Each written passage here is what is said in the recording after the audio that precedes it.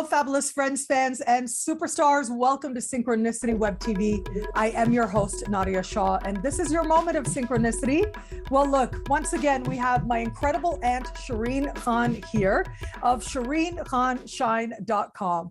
And she's here to answer some superstar questions. We're having fun together. We are enjoying each other's company and gaining some wisdom. Welcome, Shireen. Thank you for being here. Thank you for having me. Thank you so much to have me again. And thank you, superstars. Thank you, guys, my superstars. And if you want to know more about becoming a superstar, you can link in the description below. But thank you guys for being here with your incredible questions as well.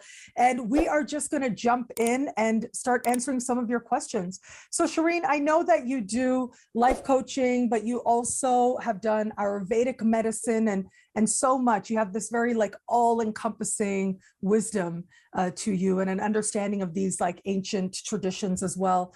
And so Kakali asked, I have a question for Shireen. I'm suffering from arthritis. What kind of herbs do you suggest to minimize my inflammation and pain? So what does Ayurvedic medicine say about arthritis, inflammation? What do you know about that?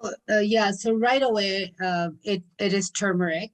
You can buy the capsules from a health food store, and they're amazing. I even take them. I stopped taking even Advil. I take them if I have a headache. I take 2 of them. I take one at night, one during the day. Those are the best ones. Another thing you can do if your body feels a little bit cold and joints are hurting in a damp day, you can warm up some milk and put half a spoon of turmeric, powder, and just mix it. They call it golden milk, and drink it. You'll sleep so well, wake up in the morning, refresh, and of course it'll take a couple of times to actually start feeling, but you can feel the change right away in your joints. That would be the best. And what do you think, is there some sort of what is the symbolism of that? Why do you think that happens to us? In terms of emotional or spiritual, is there anything that we should be paying attention to when we find our joints get inflamed? Well, you'll notice that even sometimes when you're lying down, you're tense. Whatever you're doing, you're tense. Once you start noticing and be in your body and start seeing where you're holding all that emotions or your energy, sometimes you don't even know that we are holding energy or emotions unless you start checking your body. So you'll see some people will hold in their wrist, and whatever they're doing, they're tensed up, tense up here, tense up there. Watching television, the neck will go ahead forward. That when we don't know, but you're getting neck pain, things like that. Even sitting down, sometimes we're always focused on one side of our body, or the one right hip or the left hip. So you'll see that the joints start to get more used there. So the whole point is to relax the joints, relax, and always breathe. So once you start to become aware of your posture, you'll see a lot of joint pain will go away. And of course, exercise, stretches, eat right. Of course, sometimes when we drink, sometimes we have wine, next day we might feel a little bit aches in the joint, but again, take turmeric and that helps. And it's interesting because of course there are formal ways of stretching like yoga, but you can be very intuitive about it, right? You can see where you need that energy to flow, where you might need that stretch. That can be a very powerful way to tune into your body as well. Yeah, if you stay in your body will tell you what to do. You don't have to look at, somebody doing yoga because you may hurt yourself. I've known people come back to me and they said they hurt themselves because they were doing something their body didn't want it to do, but because they're supposed to do it, I guess. So we just follow your own rhythm, your own body. Always breathe when you're stretching. Drink lots of water before you stretch and after, but stretch, just stretch. I stretch all the time. Just relax your body. Just be in your body and your body will tell you what to do. Yeah, by being in your body, it means pay attention. It means to be present for yourself, to check in with yourself, to see how you're feeling. That can be very powerful as well. And also to look at, I think that type of observation allows you to start to notice where you might be overcompensating, overemphasizing something that you're doing physically. maybe that'll lead to a deeper contemplation. Maybe some of that is happening in life as well, where there might be some overcompensating happening or overemphasis on a particular area. And maybe the body can help lead you to some of that deeper understanding. But it sounds like your answers are going to be uniquely your own. I love that you said, Shireen, that if you just do what you're instructed to do without listening to yourself, that's not the way to go either. Like the right teacher will invite you to have that more personal contemplation. Yeah, and the body has a lot of emotions.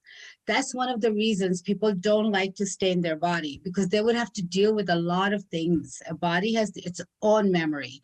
You can tell your brain whatever you want to tell and work accordingly, pragmatically, but your body will keep on bringing your emotions that you need to resolve. You need to figure out genetic emotions, like, you just need to, trauma, generational trauma, ancestry trauma, all those things. Like, you got to figure it out. And it's so simple. You just have to be in your body and see where's the pain. Then you start to see that different parts of the body will be relating to different chakras. And then you follow those chakras and you start doing breathing through different chakras to open up. And it's not an easy process. It takes a lot of guts to even start, to know that you're going to do it and start, and to understand and follow what you're doing and not giving up. All you need is one change to prove yourself that you did one thing and it came through for you. Then you'll start to really change. But you have to be consistent. You have to be persistent in finding who you are, what's going on within you, and go work through the body. Yeah. And by being in your body, pay attention to your body is really what it comes down to. Now, it's interesting because Nancy is saying our bodies remember our emotions from childhood. And there's actually this proof that, and I remember reading this on a page, and I wish I could remember which one it is, but basically, before you were a fetus, you were an ovum. And the ovum that you were was actually a part of the fetus that your mom was. And so you have been inside, some genetic part of you has been inside your grandmother. And that's very powerful. That becomes very symbolic of how we carry these, and all that you felt or experienced from that very point becomes a part of you. If the body remembers, then the body remembers childhood, yes, but older as well. We can absolutely have those emotions that we carry. There are psychological patterns, but yes, energetic patterns as well that we might carry, and they can go back a really long time. But healing that really is so rewarding. It is a lot of work. It does take a lot of courage, as Shireen said, but it can be so rewarding as well, because it allows you to become you, right? Authentically you. Well, I think we talked about this before, that how through blood, we have so many emotions just through blood to blood to blood, like grandma to mom to me. And sometimes, we can't figure out why we feel certain things, because our life is going great, but we wake up and have some kind of anxiety sometimes, and we don't know why we had it. It's not related to me. But then you start to see that that anxiety or those emotions could be your grandma, could be your great grandma that is going through your bloodstream. It's just the blood has its memory, and it passes through one person to one mother to the other mother. And then it creates forms like habits. Like I remember my mom used to be so always have like things to do faster. And I was like, just stop and do it. And then one day she said that, her mom used to do it because there were so many kids in the family. So it was like assembly line, give them a shower, put the clothes on, put the powder, send them to school. Like it was a thing. But for me, I don't know why I was feeling like that. I have no kids to send to school, but I'm still waking up feeling this, So my whole point is, my mom does that, and I've done that. I was doing that while getting ready for this. Oh my God. Yeah. It's not even mine. Yeah. Yeah. It's so like, it's just because because I noticed it, and I started talking to my mom and observing her and thought, oh my God, she doesn't have to do all these things now. She's old. The kids are grown and gone their own home and they had their own kids, and she's still acting like she has to get people ready for no reason. So yeah, it is in gene, like, it is in the bloodstream. It is a habit of a habit, Tony asked, is there a minimum milligram of turmeric to take? Just like normal, like you get the capsules, just take that. In milk, yeah, if you're boiling milk and mixing it there, take like a quarter of a spoon or less than half. That would be enough in 1 cup. But 2 capsules that normally I take about 900 IU in there, something like that, 1,000 international unit would be good per day. Marie Fleur, so let's have a different question now. She said, I cannot be fake in my friendships, but because I need to see the truth and be authentic, people are often uncomfortable. And recently, as I've been expressing my authenticity more than before, many of my friendships are stressed or go south. There is a sense of loss that I may have to lose myself to keep my friendships meaningful. Do you have any insights? Yeah, actually, I just had a question. It's funny. Somebody said the same thing to me. And what happens is, as you grow, you don't have to carry your relationships to your new next level. And sometimes we feel loyal to bring our friends who may be from our childhood, because there's so many memories, and we feel obligated or guilty for not acting like how they're acting, or be with them in the same environment they are. But we grow, so we don't have to, they're not climbing the ladder, we are. So we just have to climb our own ladder, and there's nothing wrong with that. You don't have to feel guilty. You could just stay in touch with them. You can be emotion free with them and just hang out just as who they are. So because you're more aware of what's going on, you can actually go to their level and just be pleasant and happy. But do your own work. Just continue doing your own work. You don't have to drag them into it, or don't let them drag you down. Just be aware. You really don't have to bring your friends with you to another party that you're going to. Just remember that. Look That's at the bigger picture. Yeah, you don't have to bring your friends with you to another party. That's your party. Do your party. Do you. That's and a if great way, to conceptualize it. Yeah, sometimes they come around because everyone grows in their own way. And when we're kids, we're all same. When we're in high school, we're all same. And then we start to have boyfriends and we start to change. We marry and we start to change. So it's just part of life. We don't have to feel bad about it. Just do you, and everything will come around.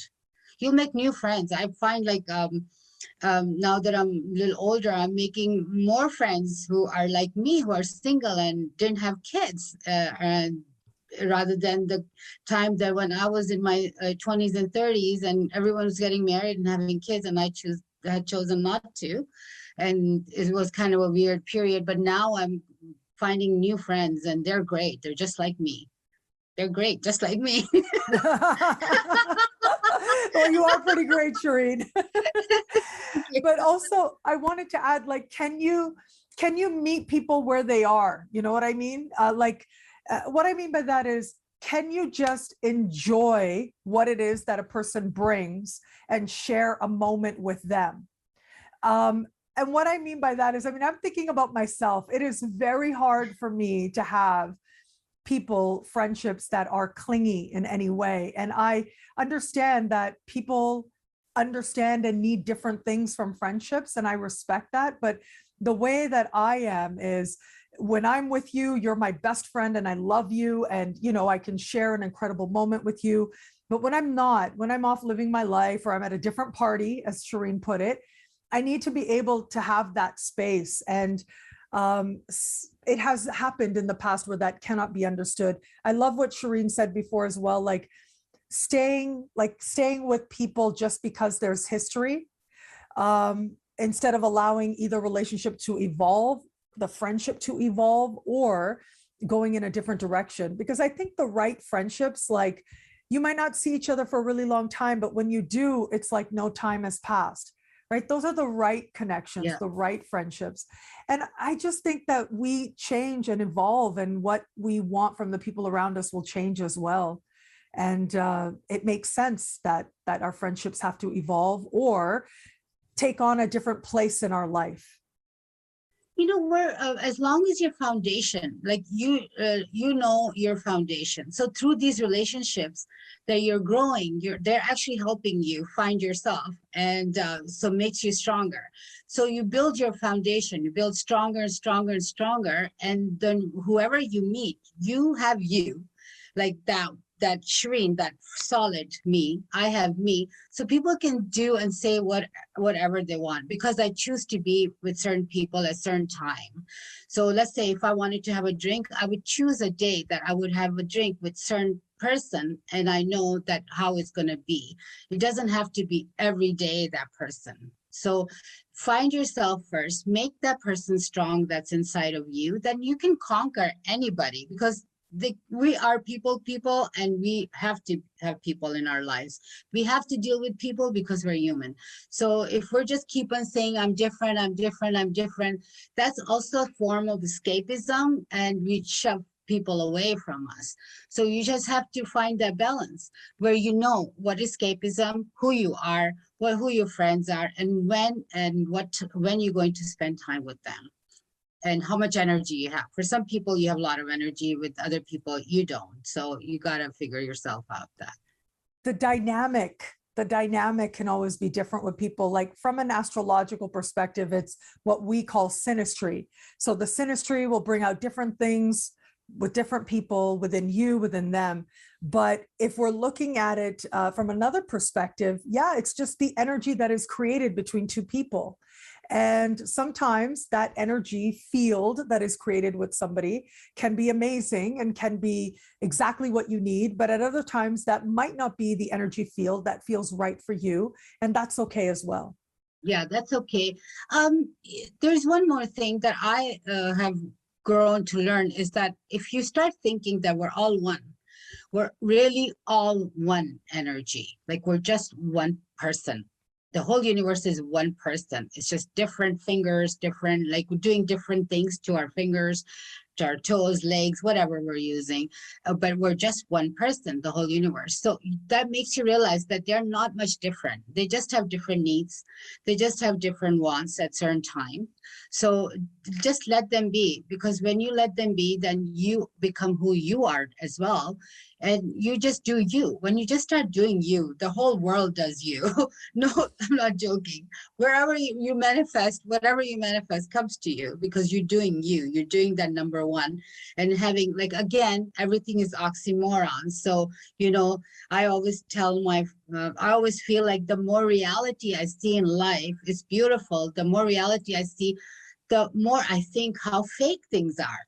Like, and what I need to take from it. So it's just like that. The universe is like, the whole universe is you, but again, you're also unique. So it's like, you just gotta find out your uniqueness in this whole big system.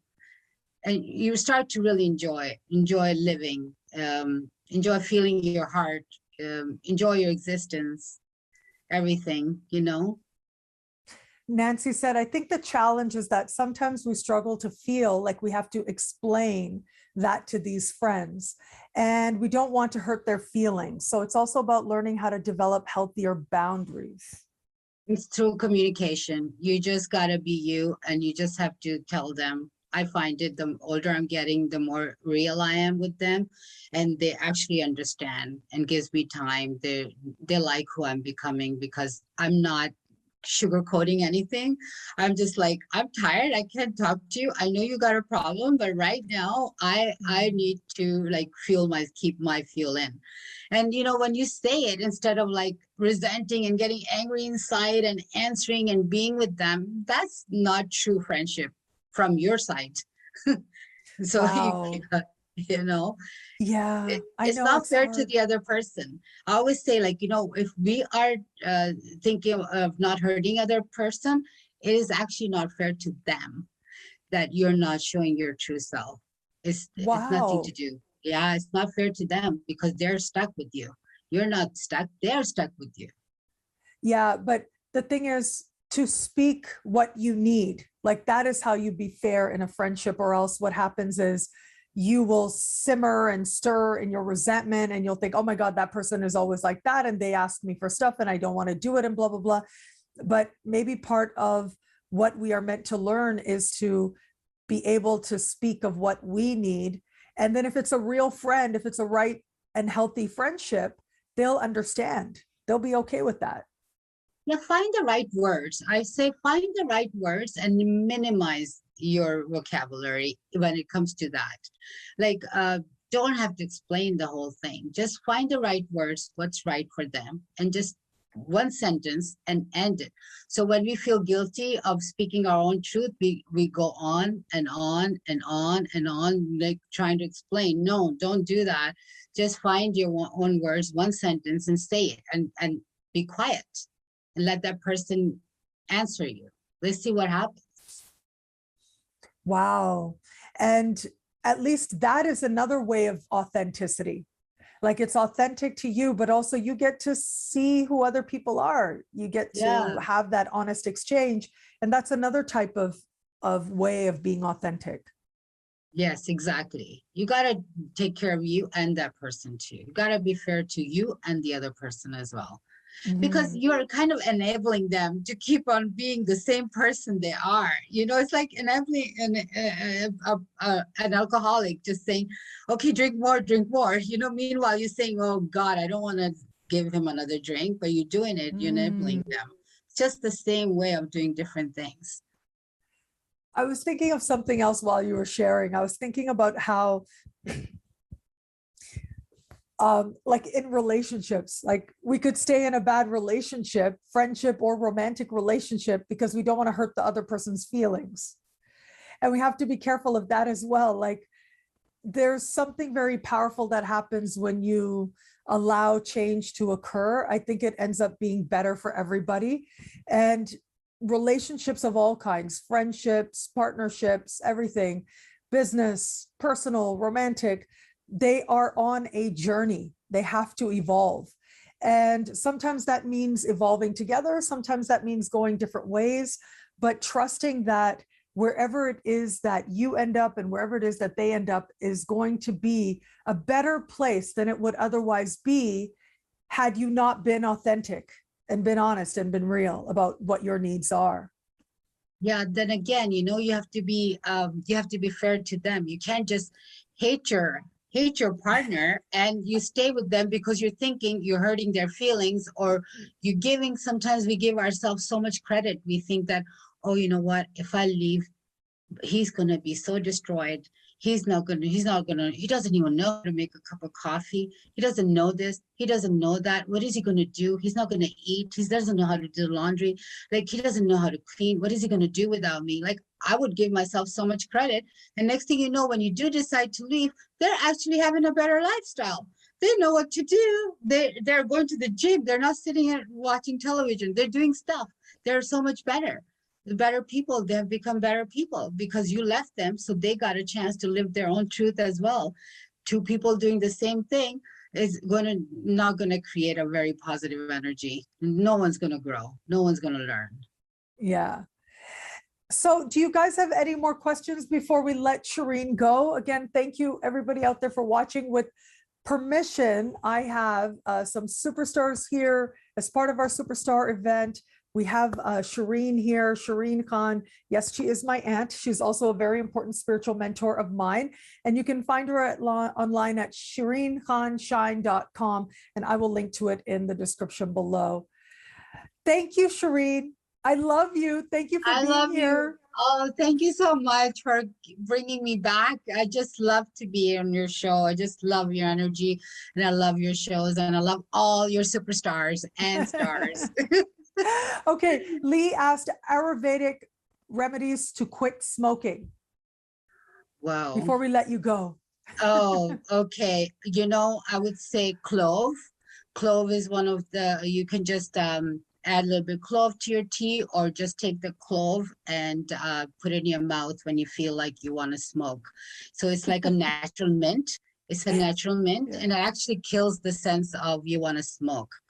You can try that. But then again, smoking is a huge addiction. When I used to smoke, I used to tell my boyfriend at that time that it's easier to quit you than quit smoking. So I actually quit on Zyban, which I had all the syndromes that told me that I was gonna have. I had every single symptoms, but I stuck to it. And now I feel like I was never a smoker. I don't even feel like I ever smoked ever in my life. And I think there's actually like wisdom. That's the thing that I think sometimes people overlook, that this is a way of balancing brain chemistry. Like that's what you're really doing when you're smoking. The reward is the shift in brain chemistry. And if your doctor thinks it's right for you after, checking in with your doctor, then there are medicines that, as a result of shifting your brain chemistry, you lose the desire to smoke. Like you just lose it. And so you might still smoke out of habit, out of ritual, and then that's where a more multi-pronged approach comes in. But I think it might be wise to consider what wisdom might be playing out here, and address that. There might be an emotional part, sure, but I think we overemphasize sometimes the emotional part, and we say, oh, you should be able to quit and go cold turkey and you can do it, without taking into consideration that no, we're human beings, we're complex, we do things for all kinds of reasons. The ritual of smoking has that ritualistic part of it, but then it also has the very practical brain chemistry, physiology part of it as well. And so you can look at all of that and move in a more positive direction for you. Well, one more thing I wanted to say is the smoking that I find after I quit, that it was like a friend that I didn't have to talk to, or the friend didn't talk back, but it was a friend when I was lonely, when I was alone, when I was traveling. It was like, it's a friend. So when I realized that I actually want to break up with this friend, it was easier to stop smoking. Yeah.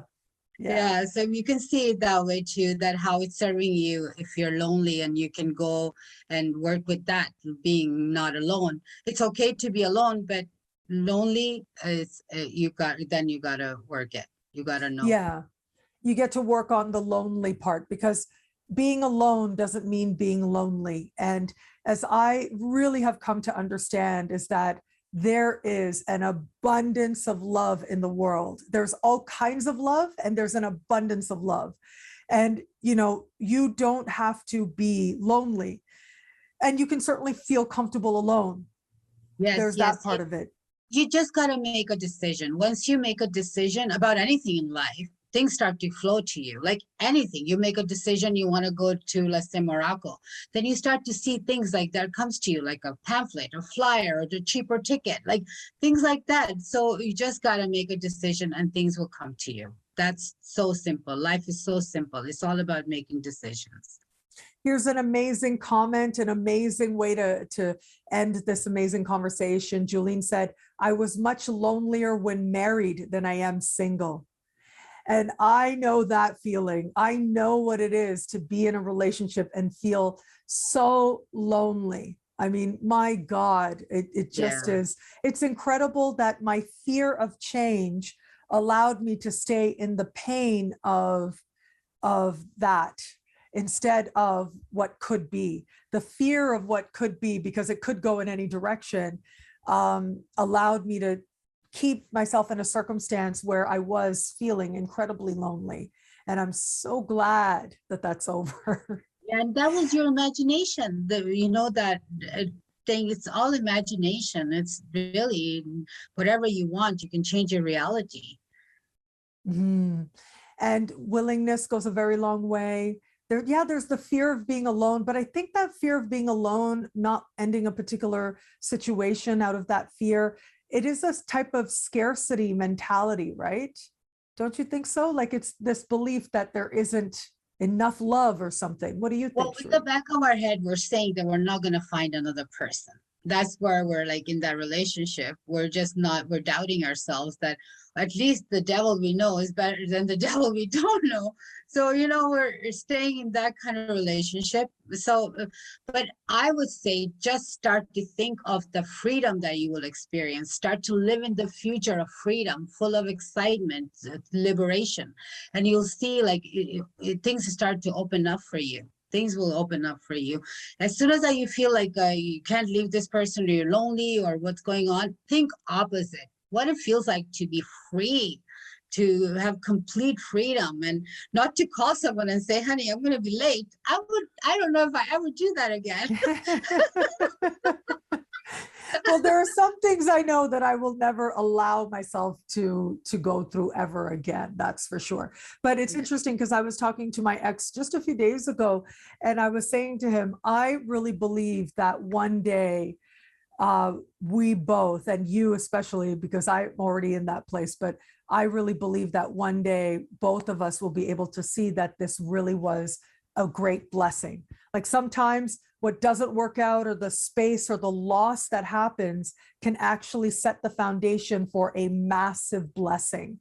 And approaching life that way, my goodness, it changes us in such wonderful ways to be able to say, yes, this looks disappointing right now, or this looks sad right now, but in what ways might this actually be just what I need to then welcome in an even greater happiness than I've known before?